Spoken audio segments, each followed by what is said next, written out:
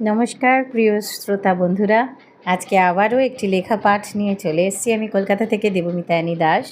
অনেক দিন কোনো লেখা পাঠ করা হয়নি, কারণ গরমের ছুটি চললেও বেশ ব্যস্ত আছি। তো আজকের এই লেখাটিও কালেক্টেড ফেসবুক থেকেই, আমার ভীষণ ভালো লেগেছে, তাই আপনাদের জন্য পাঠ করছি। ভুল ত্রুটি হলে অবশ্যই ক্ষমা করবেন। মেয়ে, তুমি সুন্দরী হলে স্বামী সর্বদা সন্দেহের চোখে দেখবে তোমায়।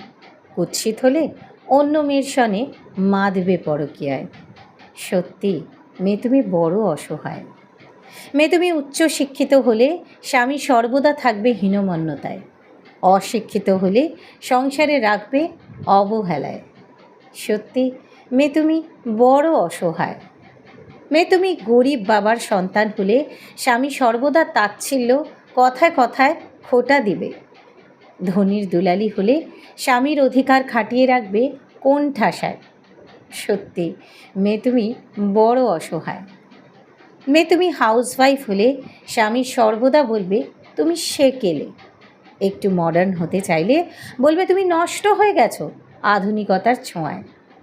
সত্যি মেয়ে, তুমি বড় অসহায়।